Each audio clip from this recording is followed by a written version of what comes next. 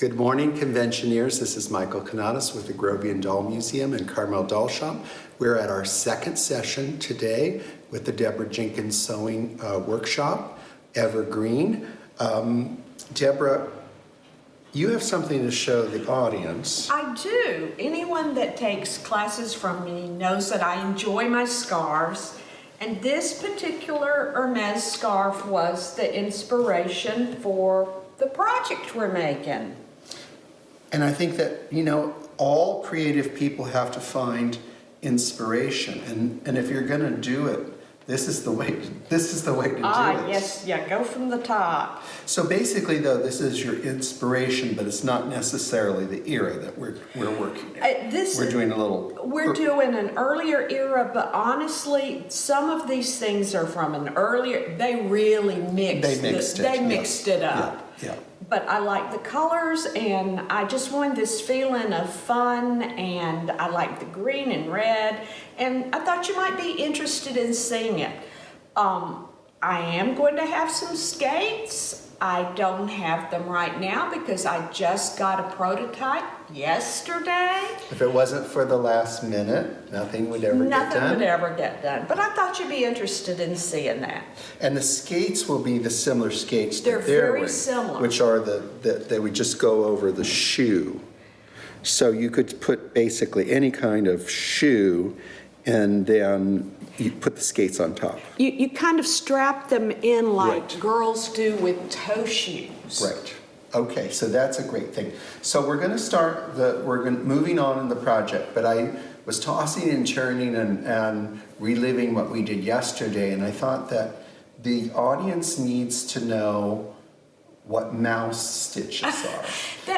So can we show them first thing before we move on? Not to go back to the blouse, but mouse stitches will probably be used in this next. That's a term. Anybody that's taken classes from me knows that I mean teeny tiny stitches, and I will show you the size I say when I say because mouse we don't stitches. want everyone Googling mouse stitches. Yeah. Well, can I tell what actually the reason I use that term? In Cinderella, when Cinderella's gets the beautiful gown made, all the mice sew her outfit, and when I see these tiny stitches, I think that must be what it looks like when the mice sewed for Cinderella. Okay, so we're gonna be right back, and we're gonna show you some little Cinderella stitches.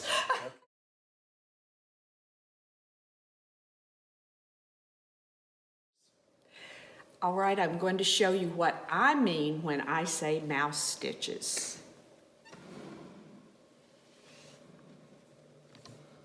And then we'll even count them because people are always asking me, how many is that per inch? And I'm like, I don't really know.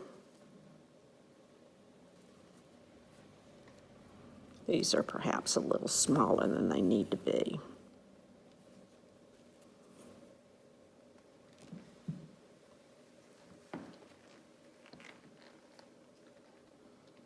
Deborah, you have to have fairly strong fabric to do the little mouse stitches, isn't it? No. No, you just need Sharpies. You need these sharp needles. These are so sharp. When you first get used to them, you can sew yourself really easily because they'll go right on through.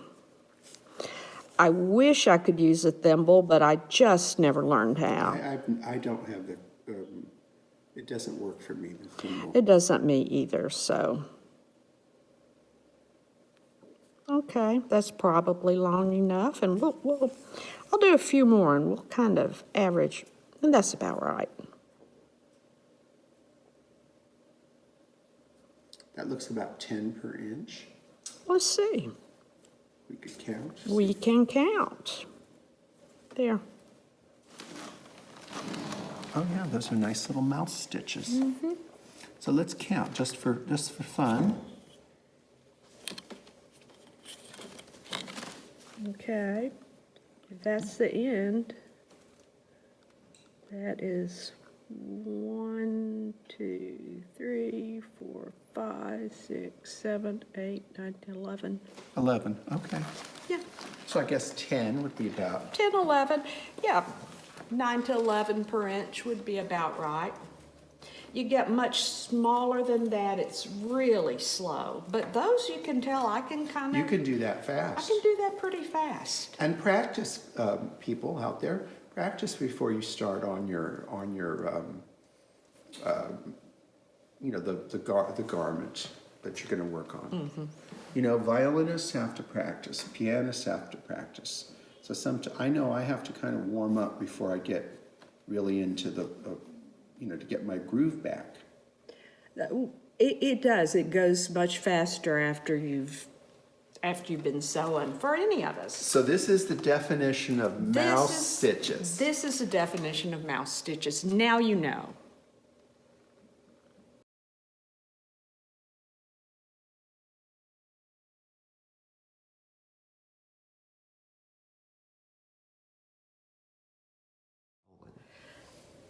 We're going to show you how to do, especially the tricky parts of this skirt.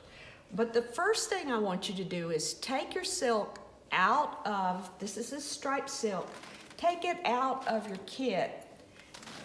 I find a lot of people don't know, can't recognize silk. And people in fabric stores will sometimes give you polyester because they don't know any different. But I'm going to teach you something so you'll always know. Okay, smell. This silk has a very strong silk scent. If you smell it and remember it, not all silk will have this strongest scent, but it will always have a little bit of this scent, especially if you get it wet. And you can do that if you've got any doubt about it. So smell it first, and now you know. Cut out your silk. It should all of the pieces go with the stripe going across. It's marked on the pattern piece, but it's really important to know. So you'll cut out your waistband, your long ruffle, and your skirt. And I'm going to show you how to put together this waistband first. Okay. If you remember how we put together the cuff, we iron all 4 sides in and then put it in half. I'll unfold it so you can kind of see. It's basically the same thing. It's a basic, see how that is? It's basically the same thing, except we're not putting anything in it. We're just making a very nice piece that is totally sealed on all 4 sides. We're doing a cartridge pleat on the skirt, which is kind of an interesting thing to learn. And this is wonderful for cartridge pleats because it's got an even check, and I can teach you how to make very even stitches on this that you can translate to the next time you use this. So we've ironed it like we did the other, and then I'm just going to finish it off so you can see.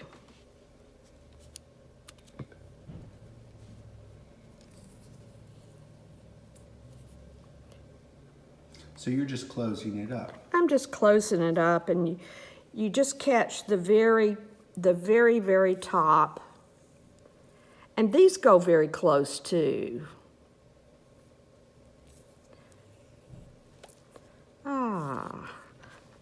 I was really blessed yesterday that I had very little trouble with thread knots.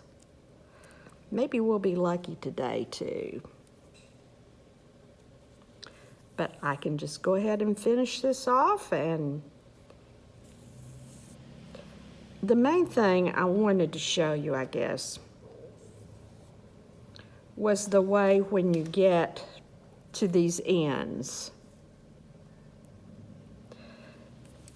Because you want all this stuff tucked in. See how there's like 4 layers? And you just catch the outside layer there. And Deborah, this is going to be a decorative waistband, so It is. they're going to see that it's not going to be covered, it's going to show. Well, it's going to have braid on it, so within reason it'll be covered. But it does need to be quite sturdy, and you do need to have no loose ends on this. So these are not mouse stitches, though. No. They're pretty close to mouse stitches, Okay. but Okay. yeah, in fact they are. Okay. But they're really easy to do because you can whip things really close. And when you're buying your thread, get it a little bit darker. I had about 3 colors of green at home, and this darkest color worked out the best. If you go with a light one, it shows more. All right. That's what it looks like.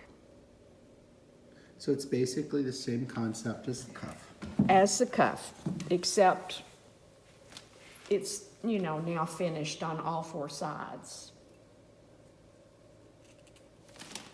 Okay, we're going to look at the skirt.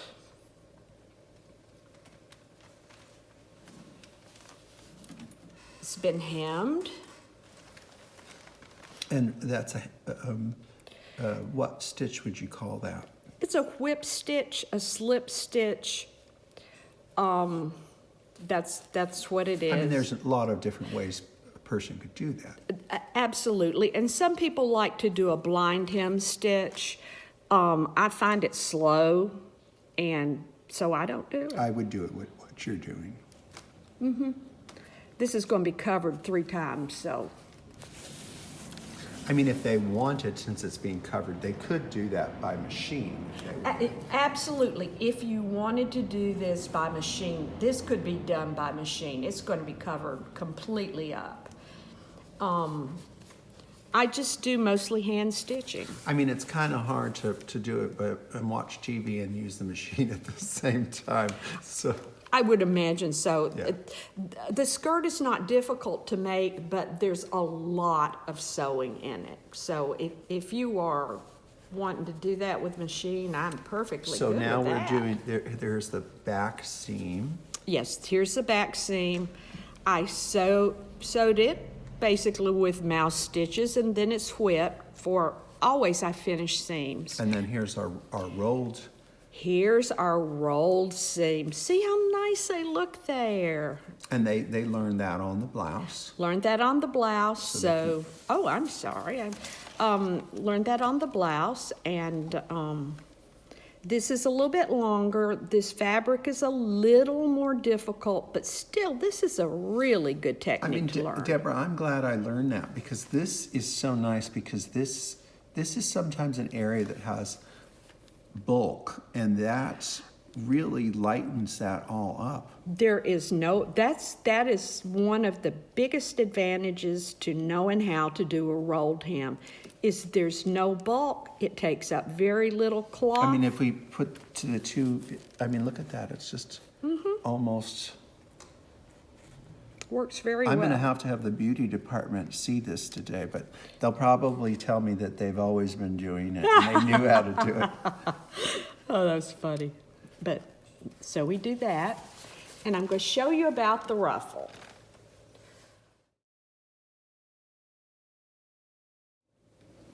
The ruffle is put together, it's cut across the width of the material, which means you have to sew 2 pieces together. But I wanted to show you that the top of this ruffle is just pressed over. You don't do anything to it. We're going to gather it, but it's just pressed. The bottom Just one fold. One fold. Oh yeah, you don't want to do 2 folds. It'll make it bulky. And we'll cover it. It'll be covered. You'll never see it. It's quite stable. But you just press that. And this is hemmed just exactly like we hem everything. And I guess that is pretty small too, isn't it? Those look like mouse stitches. Yes, I guess I just tend to do So that. 10 to 12 yes, stitches that's per pretty, inch. That's pretty close. Yeah. So this is a good thing to do while you're watching television or football or something like that, because it's pleasantly mindless. Now this is a ruffle, so we're going to gather it. But the first thing we're doing is we're going to mark it. I'm going to show you what ordinarily I use like a little Frixion pen that will not work on this dark material. You just can't see it. I had a very dear friend that used to do upholstery for me, and I was complaining about marking on dark material, and he said, honey, just use chalk. And I'm like, kids chalk? And he said, yes. That's how he marked all his dark fabric. It's easy to get rid of, it's easy to find, makes a very clear mark. On this piece that we're going to ruffle, we're going to mark it off. Here's an inch, then we start. We're going to mark 10 5-inch intervals across the piece. And then we will gather each of these 5-inch intervals, we'll gather it up to 3 inches. And this is very important because you don't want to go around the skirt and then have a 7-inch overlay. It has to be gathered perfectly, correct? It does. The other thing is if you gather it and then you tie it off, you gather it and then you tie it off, then you're not going to have the back with all the gathers and areas with no gathers. It's more controlled, and that's really important in doll clothing because it's so obvious when things are not right. Right. It's amplified. It's amplified. Yeah. So this is a good technique that could be used on lots of other. Oh gosh, yes. Yeah. So I've already gathered it up. Da-da-da. And I just wanted to show you this last bit. And we will, here's my ruler. And this is 5 inches starting. The other thing, just for information, is that if you gather really, really tight on doll clothes, it's got a skirty look to it. It kind of overwhelms the outfit and the doll and everything. So you're better off to have a more moderate amount of gathers. See, this isn't even. You don't want it to look like a tutu. You want it to be. That's right. To lay. You want it to lay nicely. Like the thing you're always looking for is for it to look like clothing, not doll clothing, if that makes any sense. Yes. It totally does. You want it to look like a miniature garment. A miniature garment. That's really what we're doing. It's not so much doll clothes. I associate that with more modern, larger things. This is a miniature antique style garment. And I guess you can, all I'm doing is just gathering. And it's pretty big if you're noticing. And pretty fast too. And this is a part of the costume where you can kind of relax and just enjoy sewing. It's not, it's almost slightly mindless. Slightly mindless, and you know what? We like slightly mindless from time to time. That looks right. And it isn't rocket science, so if it's within reason, you're pretty good. And if you don't do it right, you just take it out and do it again. Yes, you do. I have done that many, many times. Let's see if that's, and you see I'm looking up and down, okay.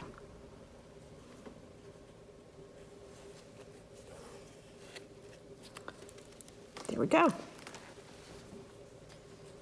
So this actually, this gathering should go fairly quickly. It does. It does. Okay.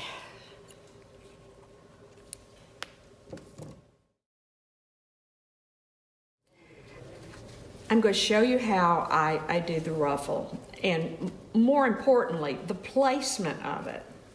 See, we've got a little area here that isn't gathered up. Well, we're not going to sew it down. We're just going to kind of leave it there.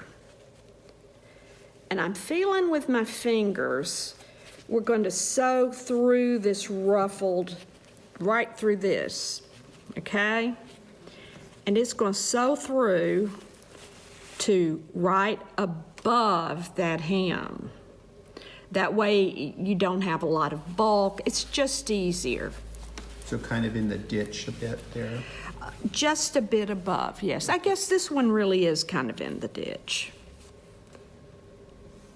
So And the ruffle's adding length to the skirt. It is. It is.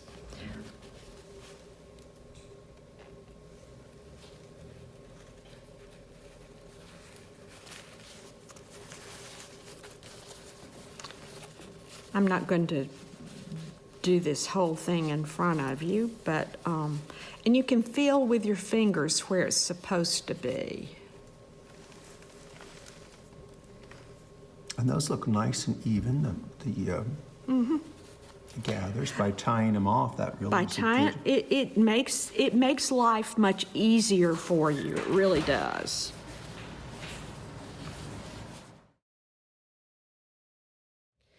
All right, you just attach this ruffle with a plain old running stitch and not mouse stitches, pretty loose and pretty long. Because these are going to be covered. These are going to be covered. We're putting our braid right on top of this. Okay, so we can sew that with a hot needle. Yes, we can.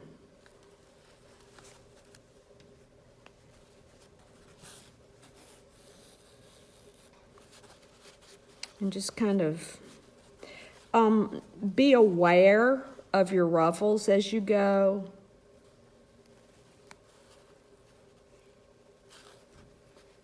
But wow, I do sew this quite large. I didn't realize how large it was. There, that's what I mean by being aware. I kind of had that one not exactly right. There we go. But you can correct it as you go. You correct it as you go. This is literally what I watch, I do when I watch football. I have son-in-laws that told me that that was wrong in so many ways they couldn't even tell me. Ah. I'm like, that's what I do when I watch football. But there, just do it all the way around. I wanted to show you how I joined the ruffle in the back. You see, we've sewn it all the way around, and we're here at the back. I'm going to unpin it so you can kind of see what I did. See, there's that inch that's unruffled. I just put it on top like this, kind of cover everything up.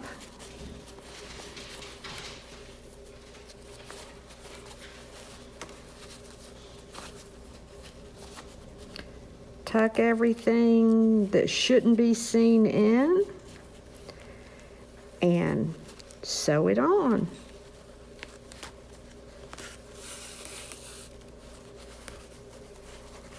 That needs a little bit of adjust in here.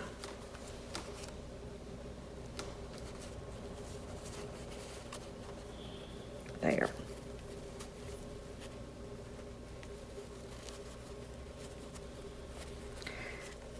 When I get to the place where there's an overlap,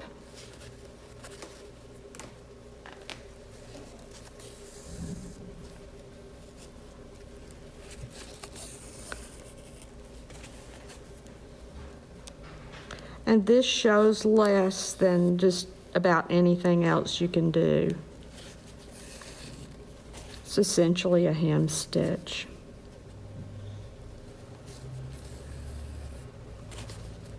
It looks like one more ruffle when you're finished.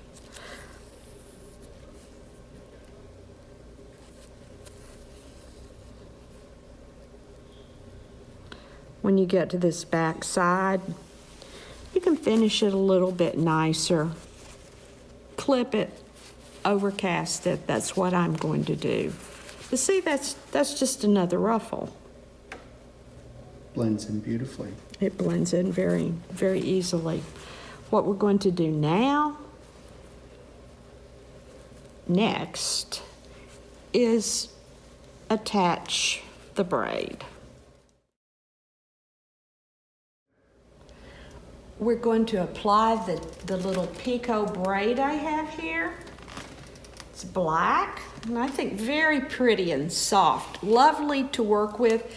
If you haven't used any kind of braid or soutache before, this is a great thing to start with. I'm going to seal this end with a little bit of clear nail polish, just a little bit so it won't fray. It'll just take a second. Any kind of clear polish will work. With this, you could probably use a fray check product. I tend to use the nail polish simply because it does not wick in. It stays right at the edge, and that's really what you want with sewing doll clothes. If something wicks in 1/4 of an inch, It's hard to sew it down. yeah, and you see it. Yeah. That'll just blend right in perfectly. Okay. We want a little bit of the ruffle. The wonderful thing about this particular trim is you cannot see your stitches at all. So this you wouldn't pin down first, you just go right. No, you just hold it with your thumb and press on.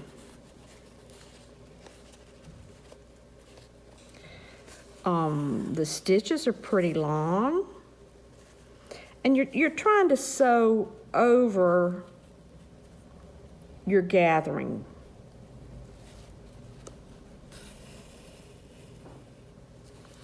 Every 3 or 4 stitches, I'll do a back stitch just to hold it. But see, I mean, you cannot see those stitches, not at all.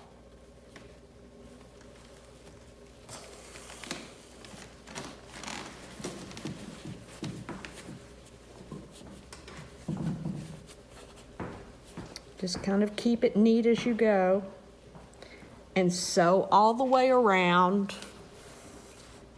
to the beginning,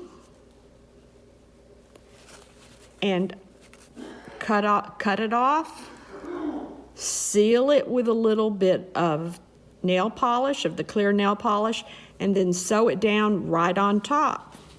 So I'll let you finish yours while I finish mine. I'm going to show you how to do a cartridge pleat. And this is a wonderful technique to have in your wheelhouse. A lot of antique doll clothes use this, and the reason they use this is you can get a huge amount of fabric gathered neatly into a very small space. A lot of antique clothes uses this, so it'll be fun for you to learn how to do it. Now, you notice I've gotten the ruffle on, and then we turn down a hem at the top. You need to check to make sure this skirt should be about 8 inches long. Little bit on or off. It looks like I missed it by 1/16 of an inch. We'll live with that. But just check to make sure it's kind of in that neighborhood. We're going to start our cartridge pleat from the middle. You see these 2 white marks. There's about 1 5/8 inches that in the very front center panel that have no pleats in them. It's flat. It makes the jacket lie nicely over over her without it kind of pooching out over her stomach. And it also makes it a little easier to do the cartridge pleat. Okay, we're going to start here and sew out. And I'm going to have to pull it up here a little. This is going to be done on the very, and I mean the very edge of this material. You need a good quality thread on this. I use a single thread, but this should actually be a regular thread, not your real thin thread, because we're going to pull it and work it pretty hard. On a cartridge pleat, it's very important that all of your stitches are exactly the same size. This is a great place to learn because we've got all these wonderful stripes to work with. I am sewing through the green stripe, over a green stripe, into a green stripe. Very close to the edge. Then we're going to stack them, but I'll show you that.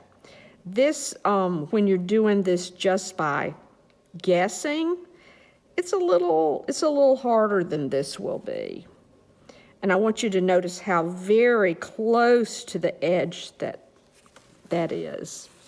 I'm going to pull this up so you can see kind of how it starts to look. See how nice and even that is? So you go ahead, remember, through a green stripe, over a green stripe, into a green stripe. All the way until you come to our placket end right there.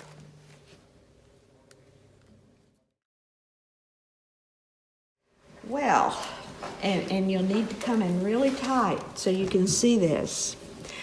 I'm about to finish my cartridge stitches, and if you can see, they're stacked one on top of the other exactly. That's very important. When you finish the first row, leave that tag in because we're going to rethread our needle to tie off. So I'm going to take a few more stitches here and then we're going to pull it up and you'll see what it looks like.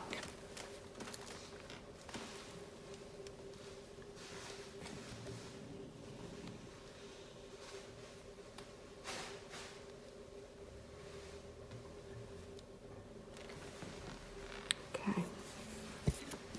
Sorry. Okay. You hold both of the stitches, the tails, even, and start pulling them up.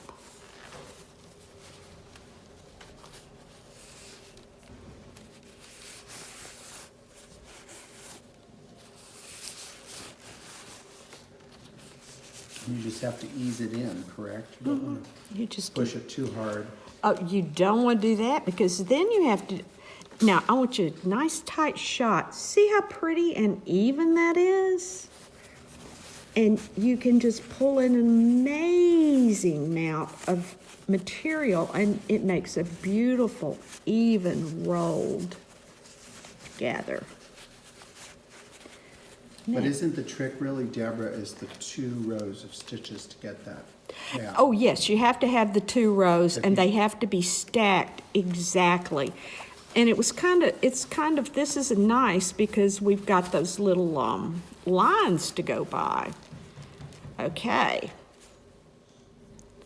Now here's our waistband. And there's the mark. Goes to here. So you see we've got to pull that up a little bit more, not a whole lot more. Again, pretty easy because you really don't want to break that and have to do it again. And trust me, I have done so. Okay, that looks about right. I'm going to take a few stitches and back stitch so that that's absolutely firm, and then I'm going to show you how to attach it to your waistband. Okay. I'm going to show you how to attach the waistband to these tiny little, very even cartridge pleats. You notice I have my white marks here and here, and I'm going to match them up.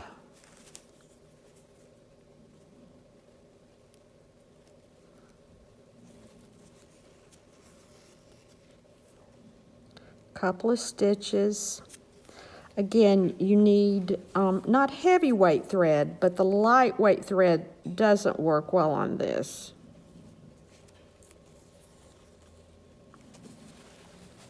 I want you to see this tight, how these look on top.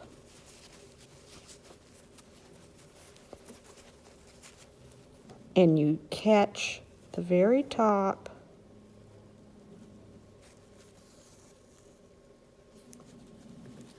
Deborah, this is such an essential technique to master, to really do 1860s clothing.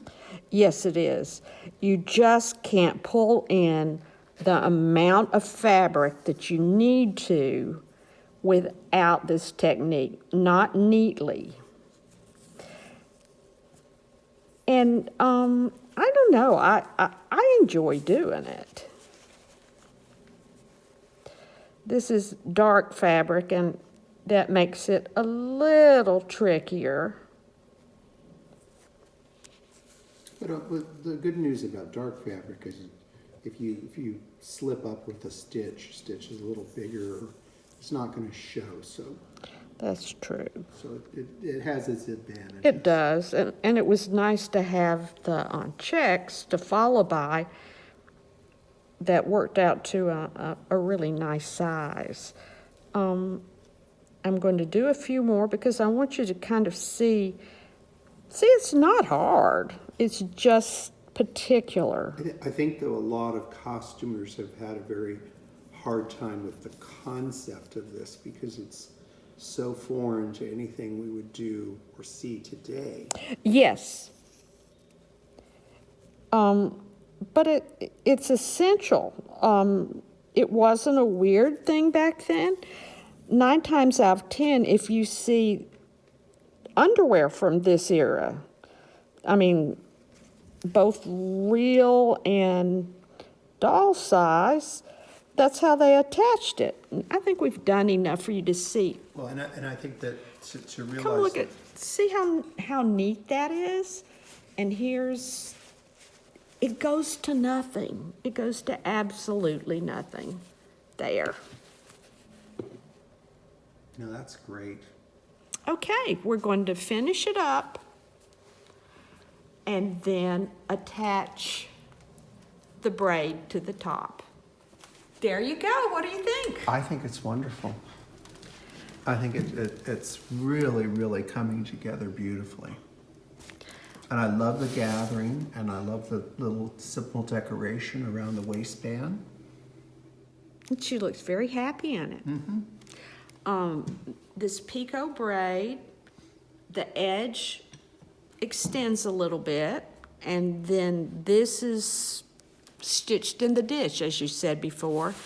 And you see the little bit of a flat area right here that I think works real well, so the jacket will hang nice on her. And with the little trim kind of up above the waistline, it gives us these little nubbies with the contrast of the black and the white. So I think that it's really, really lovely.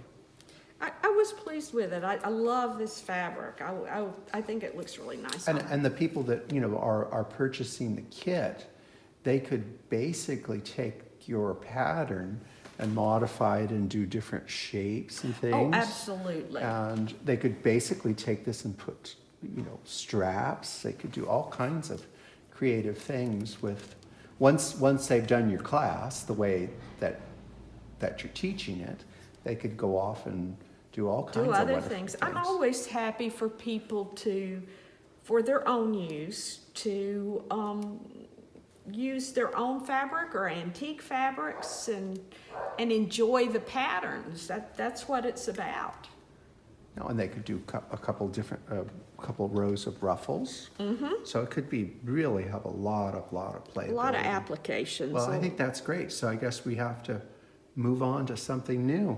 Like the jacket? Yeah, that'll do it. It will.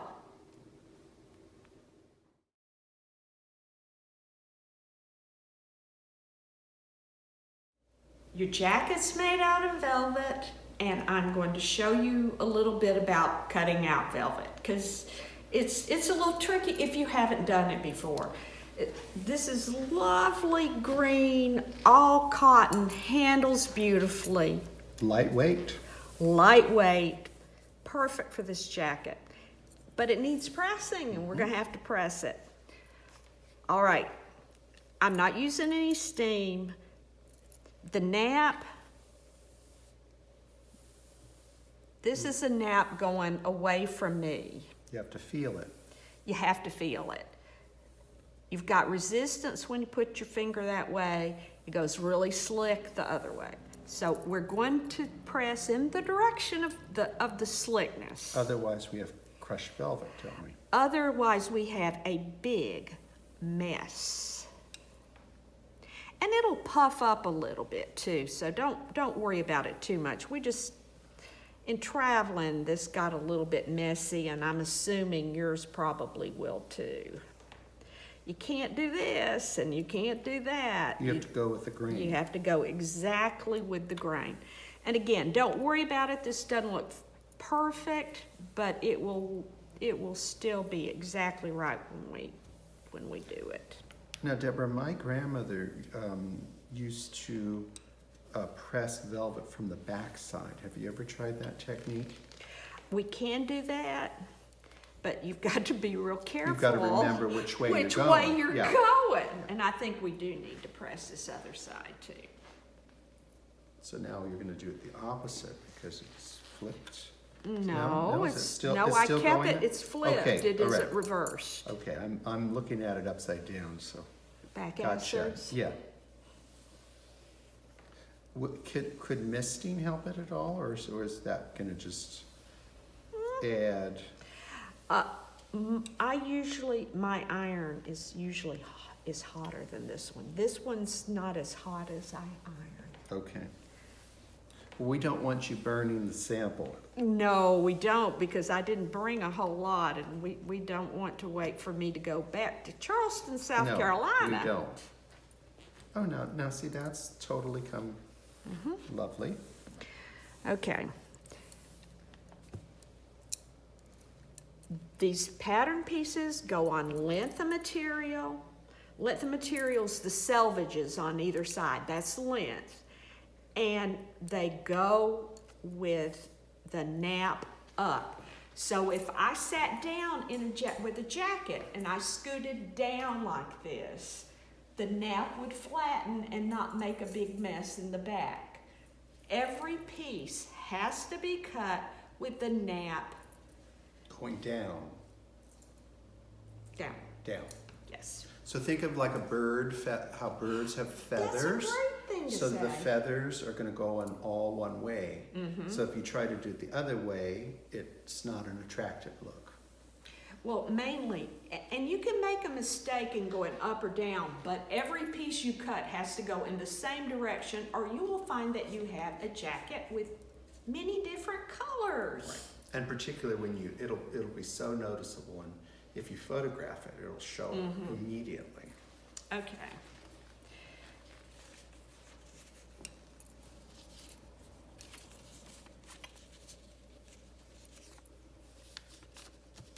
And I'll show you about this rather strange looking sleeve later. Now I'm going to pin things, and I'm going to explain to you how we're going to mark the jacket front for the braid. I pinned the jacket down, this jacket piece, and now I'm going to cut it. So this is the jacket front. It's the jacket front. See, this is where all the different pieces of braid are going to go. And I've kind of got to hold it. You need good scissors. These are nice little shears. These are Michael's I borrowed. You just got lucky. Really? But, But I think for this small size, you need the small scissors to work. I have some that are a little bit longer. You start using real dressmaker shears. Oh, that's a mess. You know, On this. Deborah, I was thinking that, you know, it's so easy for us to forget. Couldn't we use this chalk to remind ourselves which way the velvet is, the nap is laying? You know? I suppose you could. Yeah. I tend to just rub We have my... to, of course, remember to remember. Remember to remember. Once it's cut out, though, it's right. Yeah. So you don't have to worry about it. The real trick is in the cutting. Once it's cut, it's pretty much cut. Or I'll get a call saying, Deborah, please, oh please, do you have a little extra? And I may. Yeah, and I'll be glad to help. And we all make mistakes. Oh, Lord, yes. And Yes, some yes. of us make the same mistake over and over and over. Oh, sometimes we do, I'm afraid. Okay, I'm going to show you how I marked for the braid. Now, your pattern's going to come with a mark like that on the front, but you're going to have to hold it to a bright light so you can see through it and mark it on both sides. See, this is marked with the braid marks on both sides. You're gonna have to have it marked both sides, okay? So they'll have to do that. You'll have to do that. And It'll be marked on one side. It'll be marked on one side, but just hold it up to a, to a bright light and you can see through enough to do it. We're gonna mark it on the front side. And I really love this technique that you taught me, which I wouldn't have thought of this. See this straight line? Fold it on that line. These little round things, they are the pretty little brass buttons we're going to use. Line this up. Da, da, da. That's the farthest one out. Make sure it's it's nice. Yeah, it has to be exact. It does. Because you're going to have a mirror image of this on the other side. You don't want to be... And I'm going to have to slip it down just a teeny bit for the width of the chalk. If you have tailor's chalk, that's perfect. But I didn't. I just had regular chalk and I sharpened it. Okay, there's the first mark. See how good and clear that is? This one's a little trickier. Again, I slipped it up just a little bit. And we'll check it before it's all, there's that.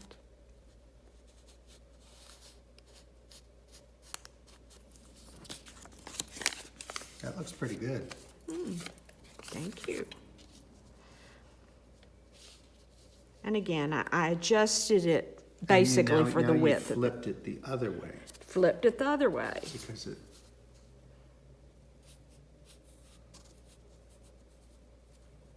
A little messy there, girl. Okay. See if they look kind of the same. Looks like that may need to come down a little bit. But you can adjust that with the You trim. can adjust it. Because you're going to need to, the whole way you're doing this, to have it, checking it as you go. Check it as you go. Because trim can move and swivel. And it does, it crawls. And speaking of crawling, okay, I love this fabric and it tailors beautifully, but it will crawl off. So you're going to have to be a little bit careful because it kind of gets a notion of its own where it's going. And it can't be allowed to have a notion of its own. Okay, now once you finish that. Now the moment of truth. That's pretty darn good. That's... Looks like maybe just a little, Yeah. That's pretty good. I think Okay, that's great. that's acceptable. I mean, is this maybe we need a little shorter or here or longer there? I'm just eyeing it from where I'm standing. There, okay. Are you happy now? I am. I am happy now. We're gonna cut. I'm called quality controlling. That's what they call me around here. Quality controlling. Once upon a time, I had a poor man that built a house for me. And I can see if things are level, literally a 1/16 of an inch from across a 22-foot room, which he did not believe. I said, that piece of trim is off a 1/4 of an inch. And he said, nobody's eye's that good. I said, you put that level on it.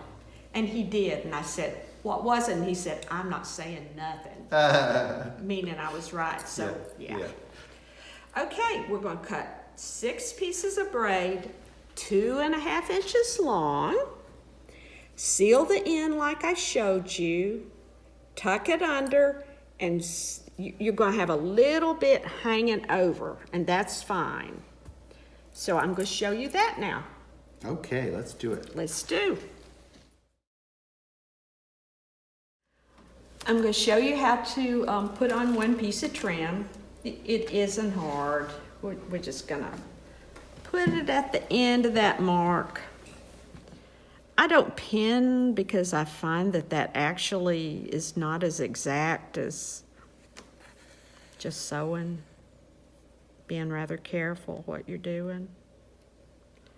Couple little stitches here to hold it. And you've treated the end with the Yes, yeah.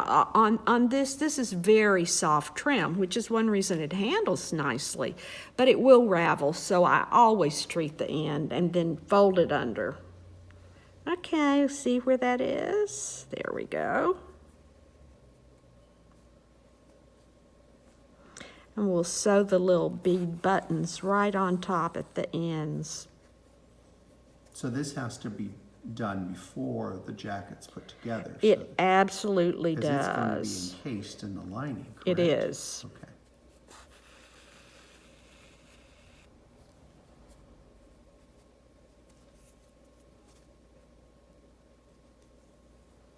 Now, are you going to do the buttons on now, or are you going to wait and do that last? I do that last for one reason. I kind of like the buttons to hold the lining Yeah, to keep real it from nice, slipping and yes, it just works out better. So I wait on the buttons, but the trim definitely has to be done now. Okay, I'm going to show you something I do, and I do this a lot when you're encasing things like this. There is no reason in the world to cut this off completely even. You're better off to leave a little bit right there so it won't pull out. It's just insurance. So it's very fast. So that end we won't No. use unraveling. We'll just leave it. It's long enough. Our seam's going to be right there. So it's in good shape. So we're just going to go ahead with the other 5 pieces of trim and finish that off. After we do that, and this is a good time to show you, every piece of this velvet needs to have some amount of sealant on it. Like I said, I use this plain old thin, clear nail polish. That's like dime store nail polish. It's like dollar store. Okay, dollar store. Even better. I just touch the edge of this, and this will make your And you're life doing that very very thin. lightly. And that's the reason I wanted to show it, because I didn't want people to think it was a heavy-handed Yeah, thing. less is more. Oh, remember. yes. So you're just barely brushing it. Oh, but my goodness, you just wouldn't believe the amount of difference that this makes in handling this. Well, I mean, it just starts to ball up, and It's velvet on these tiny pieces can be quite challenging if you don't handle it the way that it needs to be. So this works out really well. But go around And you can get $1 high while you're doing your sewing. Yeah, well, art students, yes. Oh, yeah, that's right. But we're gonna go around every piece. It saves a lot of time. Yeah, it really does. Yes, so go ahead and do both of your arms, both of your sleeves, the back and Just both everything fronts. velvet. Everything that's velvet gets it. All right. The other thing that you need to do is sew together your lining. It's just irregular seams on the shoulders and in the side, but we want them pressed open. It's easier if you finger press it first and then use the iron on it, but it's a nice flat open seam so there's no lumps. The other thing we press is a 3/8 inch seam in the back. We're going to turn this jacket through this area here. It handles a lot better if you press it first, and then you kind of know where to sew it. So I finished this jacket, putting it together. Again, these are pressed open. But you haven't finished those, because there's really no need to. No, because it's lined. Yeah, it's going to be encased. The thing I did do is overcast the armholes, and they need, in addition to sealing that edge, this edge needs overcasting, and it's a rather close, it's a big mouse stitch or a tiny stitch. It's pretty close. You do that. Because that has to have a certain amount of strength. It does have to have a certain amount of strength. Our sleeves are not going to be lined. They are, but the rest of the jacket will be. So what I'm going to do now is place the lining over, see how, other thing, you need to check to make sure all of your little braid lines up and things are the right length. Now's the time to do it, because you don't want to be doing that after correcting it once the line Oh is. no, you will not be happy. So we're gonna match up all, oops, don't do it that way. I've done that plenty of times. Yes, okay, right sides together. I'm going to put in the pins and then I'm going to sew. But there's no reason for you to watch all the pin putting. What size of a stitch would you use to finish the jacket with the lining? Not a mouse stitch. It doesn't need to be that small, but it needs to be fairly small, especially on these curved areas. Okay, there we go. And this they could use the machine for this if they wanted, couldn't they? It would take me longer to get the machine out and set up than... Which honestly is one reason I don't use the machine a whole lot, because when it comes to a time that it's saved time, by the time I've set up the machine, threaded it. You could have had it done. I could have stitched that baby, so. Okay, let's make sure all of those are open. I'm gonna have to flip down and check this. But I'm gonna pin all the way around. And you want the open seam to open seam. You don't want the one folded over and then creates bulk. Exactly. That's the reason. So check that. That's the reason you do these flat seams. You don't want the bulk, especially with. Even full-scale garments are the same way. Absolutely. You've got to have that. You can feel open. it if it's. You can. Not that our dolls will feel it, but I'll notice it. Well, because of their size, the things are magnified because of, just because it's small, and if you make a boo-boo, it's magnified. It is. A lot of our viewers that are watching us they're, you know, advanced sewers, but not Absolutely. everyone, some are, you know, starting out and they need our little pearls. Well, you know, it's all, you learn things, and then you do things a certain way, and it's like, that's the way I'm doing it. And then somebody else tells you something, and you go, well, crap, I'm not going to do. You learn new things, and that's part of the fun. It is. Like I learned how to knot a thread. I could not believe you didn't know. I've never seen that. Oh, that's so ever. funny. No. And Then finding out our staff has that been everybody doing- knew but Michael. Well, you know, I'm sequestered over in the other side Oh, of the that room. was so funny. Match your seams, and then I'll go over this whole thing and make sure The it's. thing I've really learned from you, Deborah, is to do the rolled hem. So See, I can't. That is just one of the most useful things. it is, but I didn't. I never learned that. If you don't care, go get that. Go get the Hermes scarf. Those are all. Oh yeah. There is a person whose job it is. They're called rollers, except in a French accent. And that is an actual job in the Hermes factory. All of these. And I'm sure they do it just really. It's almost like, It's but remember, fast. I haven't ever made scarves, so I've never really needed to do that. But it's almost in a way like piping. Yes, that's the reason it's rolled to the front. Yeah, it's like piping. But there's a person or several people that And that's you can what they you can do. tell it's hand That done is because hand done.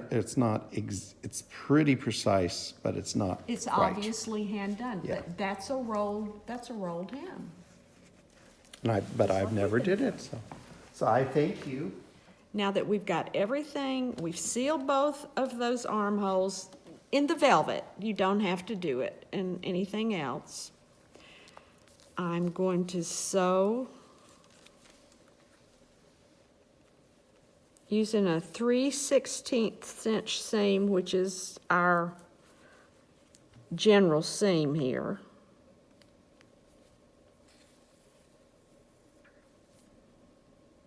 I'm going to sew around. And I'm actually going to adjust that a little bit. That's a little down there. And that's something I find myself doing as I go. Where do you have your opening for churning? Is it? It's in the back, The right? back, okay. See, from here to here, it's marked on the paper pattern, but I'll sew all around the perimeter from here to here. And that's what I'm doing now.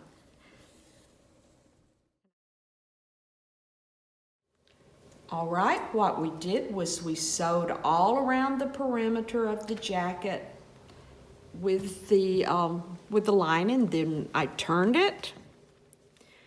And now we're going to close this area.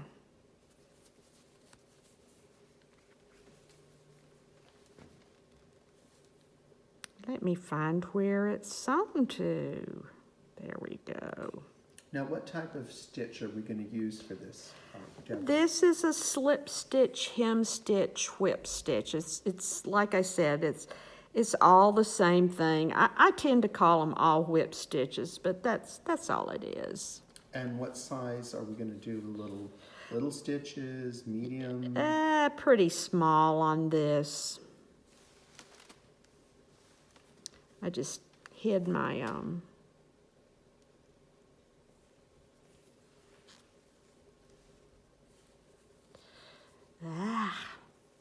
you've got to hold it tight because that velvet wants to Slide. walk away. And we don't want it to do that.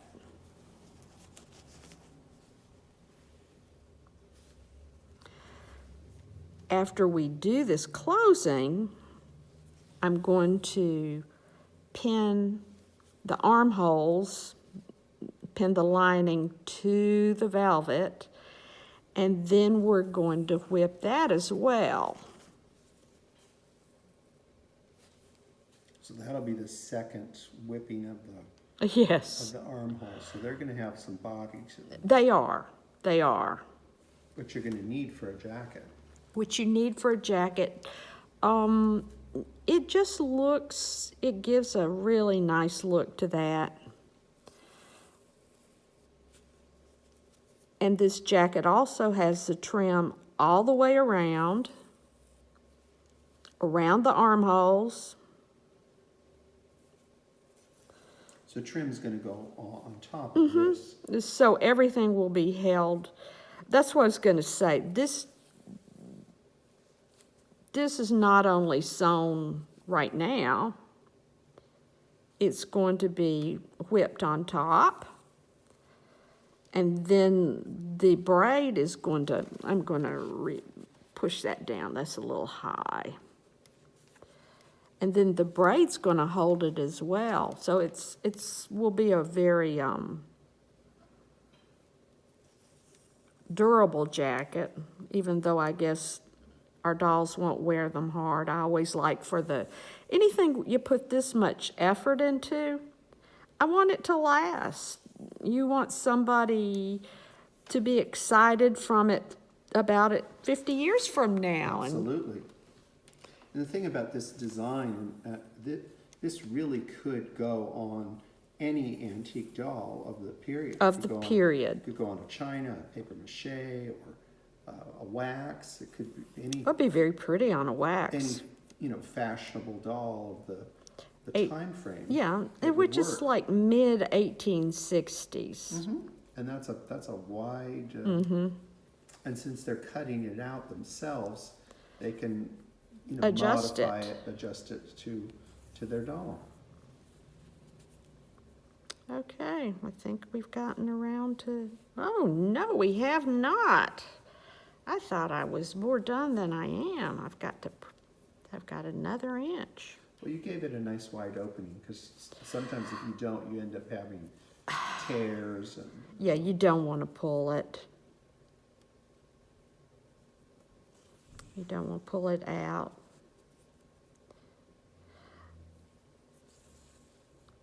I don't always do the opening at the bottom like I did this one. I quite often do it with a two-piece lining in the back. But I knew that by the time, even if, and that turned out very nice, even if it didn't turn out really good, by the time it had braid on it and was pressed again after the braid, it would be fine. But this turned out very nice, looks like. Let me make sure I've got the whole thing done. Just another stitch or two. Then I'll pin, then overcast the armholes. And then I will show you about the sleeve. There you go. We're going to put together the sleeve, and I'm going to show you the sleeve piece. And I know it's kind of interesting looking. Just so you know, sleeves are always fuller on the back side because your arms move like this, right? So we're going to sew this together, this being the front side, this being the back side. This has the typical Victorian shape that's curved. We'll turn it up a ½ inch here on the bottom. That's what that's showing. But here is the velvet that I'm sewing together. I'm going to finish sewing this seam, and the end of the seam tapers off very, very to nothing. So it's more like a dart than a seam, so that it will lie flat. So that's what I'm doing. We're just going to sew to the end, and then I'll come back and we'll go farther on the sleeves. It's like I said before, this is wonderful fabric, but it will kind of creep away at you if you're not careful. And we will be pressing these seams open. Deborah, since these are not going to be lined, is there any sense in finishing the seams, or is the will the polish kind of keep that? This polish will take care of it. I mean, I don't know if you can see it. Yeah, you should be able to. It's quite, here, Michael, touch it. Oh, yeah, okay. Yeah, See, it's not going anywhere. It's not going anywhere. I did you need to do it pretty stoutly on these because this is the finish we have. If you were really concerned about it, you could overcast the edges too, but this is going to be fine, so I'm not worried.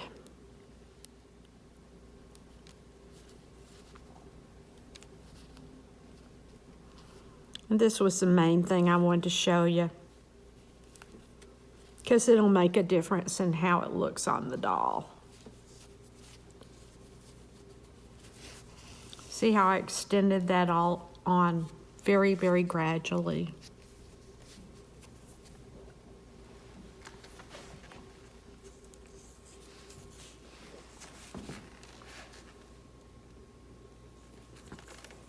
All right.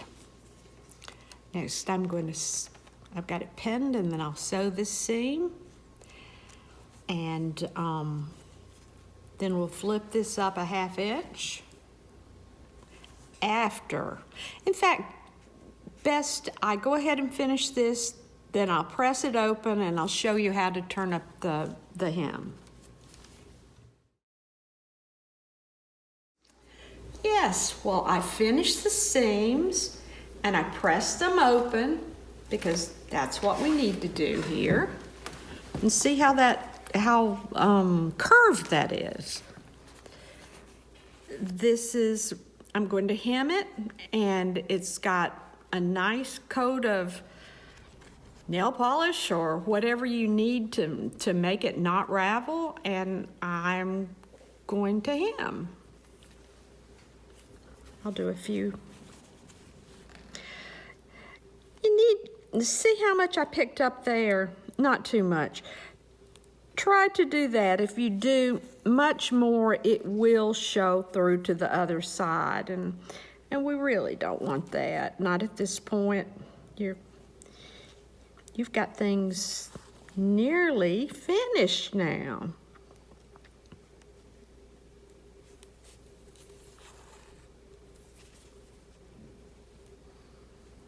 And I'm picking up a very small amount and then going in fairly deep on the.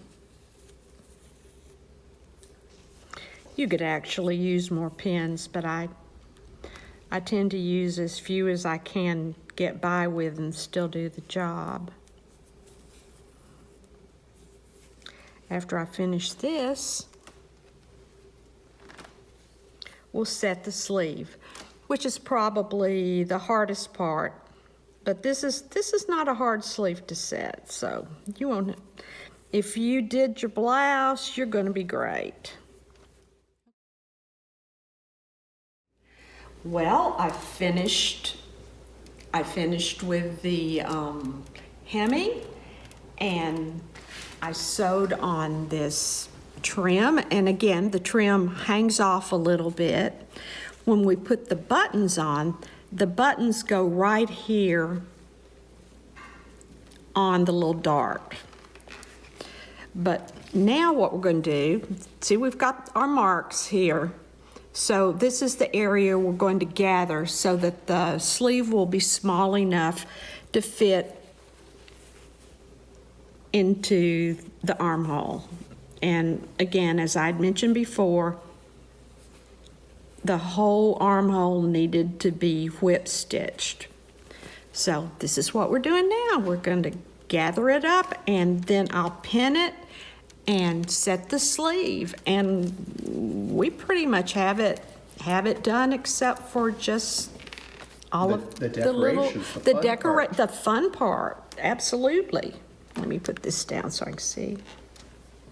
Now, are we doing the little mouse stitches?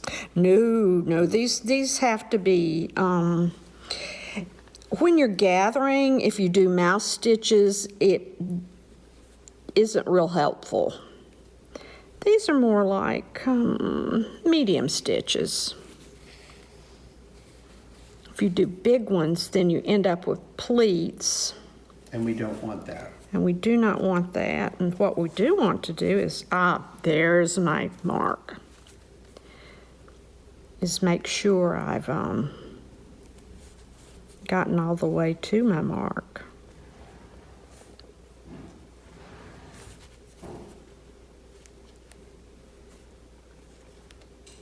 You may want to mark it on the velvet side. I'm having to check way too much. Okay. I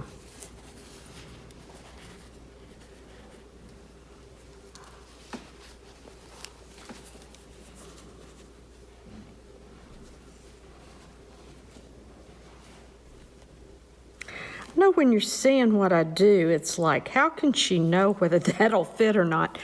To some extent, you can do a little bit of adjustment.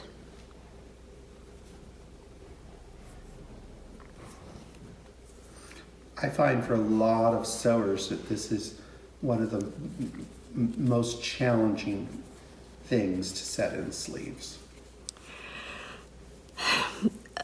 The main thing I want to make sure everybody's doing is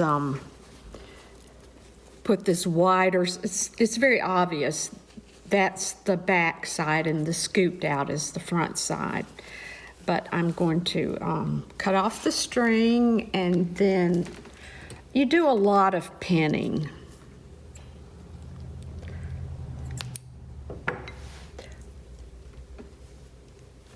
And you go from matching. Okay. And this is a very traditional 19th century way of setting a sleeve.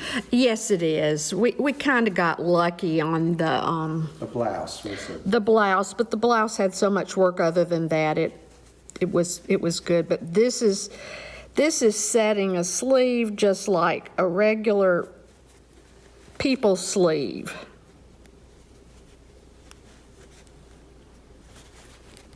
I need to put it a little bit farther through. And you have to be careful because this fabric wants to crawl away.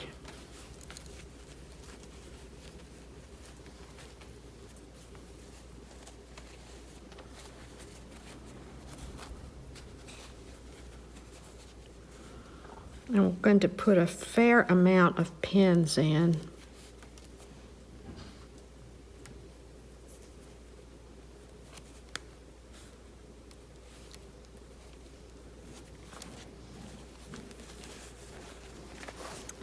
This really is wanting to creep off.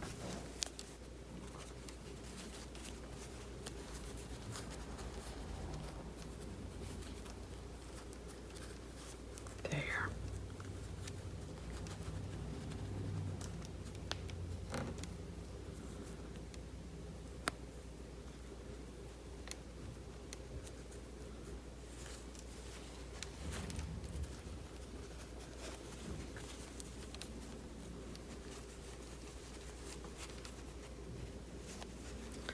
May need to pull that in a tiny bit. Let's see.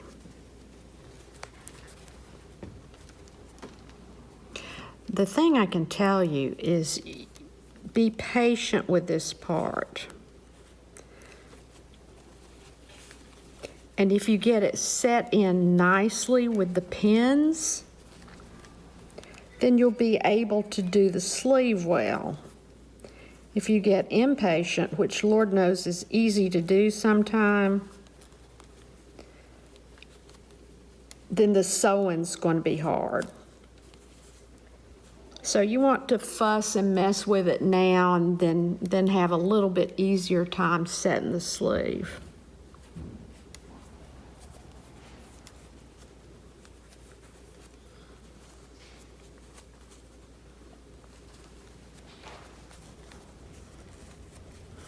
I always find that if a little bit of that shows on the back side, it kind of makes it easier, because the worst thing to happen when you set a sleeve is to not catch the whole thing. So if you can see a little bit of that back side, then you know you're sewing the entire sleeve like you should. There we go. Maybe it's good for you to see this in real time, that I don't just zip through this either. Just remember, if it was easy, anyone could do it. That's true. And something I really like about this sleeve is when we finish it, we're going to put trim all around it. So if it's not exactly perfect, it will still look perfect. Okay. We're going to start sewing in the sleeves. Well, one sleeve and then the other. And as you can tell, I use quite a few pins here. And this won't be mouse stitches because it's really, especially, I always start here on the bottom. And it's quite thick.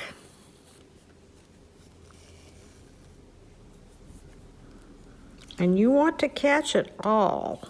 Would you consider using doubled over thread for this? No. No, you think one strand's good enough? We'll see, once we do this, I will overcast it yet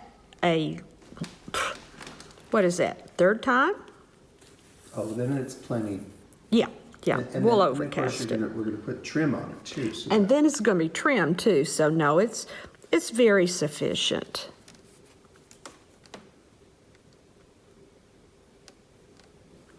Mainly, you just want to make sure that you are catching all of those 1, 2, 3 layers.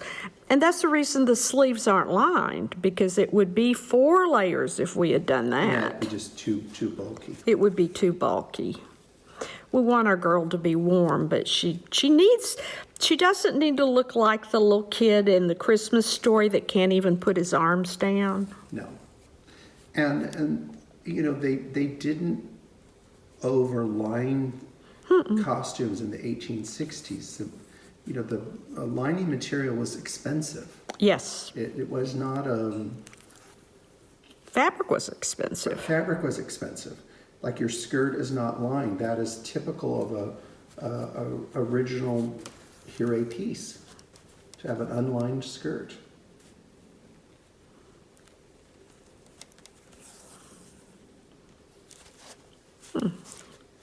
Yep, it's going all the way through.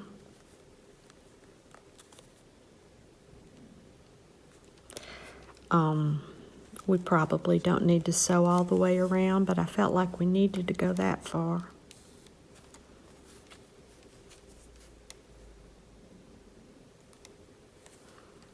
This is very short, deep stitches.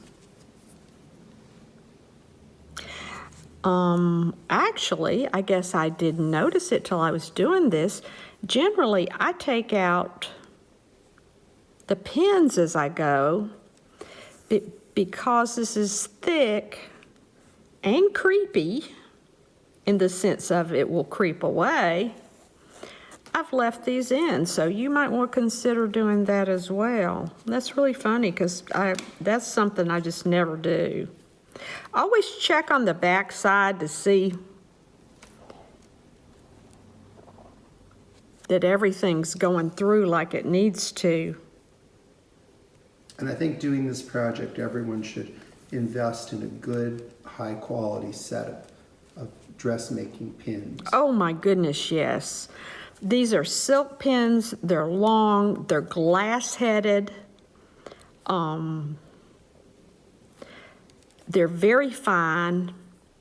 You get used to using them and then like accidentally pick up a regular pin and it's like, ugh, what is that? And I've noticed you working the last couple of days. You don't have that many pins. No, I don't. You keep them very organized, and you don't need that many, even though they're pricey.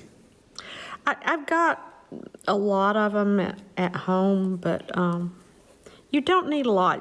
And I mean, yes, for pins they're expensive, but good grief, they're like $2 for 100, which is like basically nothing. I thought I had it pinned all the way through there, and I didn't. And that velvet was trying to crawl off. I think that is enough on that, sweetie. No.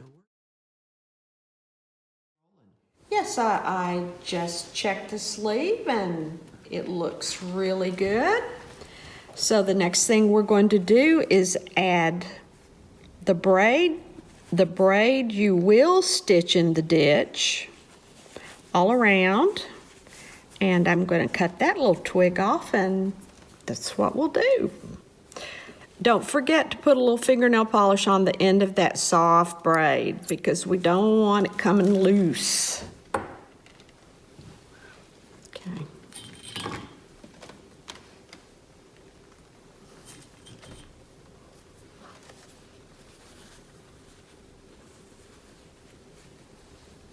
I'm just checking how much. There. And then they just fit to the armhole. We're going to be sewing the braid around, stitching in the ditch, we call it. And the ditch is the area between these two, the sleeve and the body.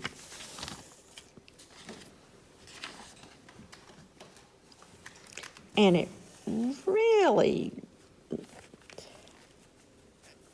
kind of dresses the sleeve up as well as makes it look very neat. And it's a classic 1860s treatment. It is a classic treatment. This braid sews so nicely. Oh, I said that and then I had trouble with it.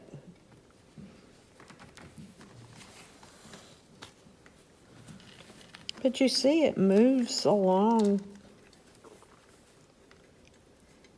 at a pretty good clip here. But I'm going to go ahead, sew all around, set the other sleeve, just like we did this one, and then take the braid, and the braid goes all around the perimeter of the jacket. And it's set the same way that I did this, with the picot edge kind of hanging out. The other thing you'll need to do, and we've already showed you so I don't have to do it again on camera anyway, is sew on the beads, just as I've shown you on the paper pattern. And of course you'll also have a very good photograph of the placement of the beads. You've got 2 beads that will be used as buttons, and on those you'll make a longer thread shank. So you're able to use them to close the jacket. And if they don't do it, they'll find out that they should. That's very true. Do it the easy way or the hard way. See how nice that's coming? And that, It really finishes finishes that sleeve off beautifully. all right. And when you come back, I'm gonna be all finished.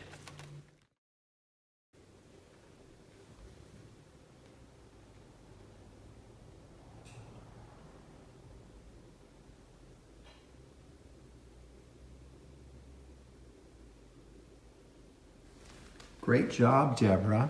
Yay! You finished the jacket and the sun is still up. Yay! Yay! Oh, you don't know how happy that makes me. I've enjoyed sitting here watching you do it. Yeah, I know you have.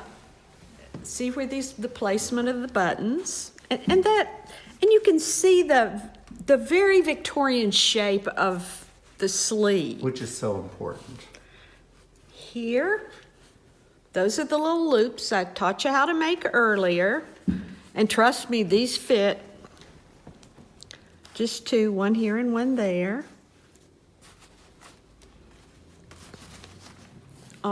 The shape of the jacket is, and this is the way it's supposed to be, is it kind of is wider and drapes down in the back. It's a little bit at an angle, and that's the way it's supposed to be. And you can see the edge of the blouse underneath. And she could wear that completely open too, couldn't she? Oh, absolutely. It's whatever, well, however she feels, and then you can see the pretty If little she's getting blouse. warm. And now, after you get a nice look at this, we're going to make a muff. We're going to make a muff and a hat, too. And a hat. That's yes. But muff first.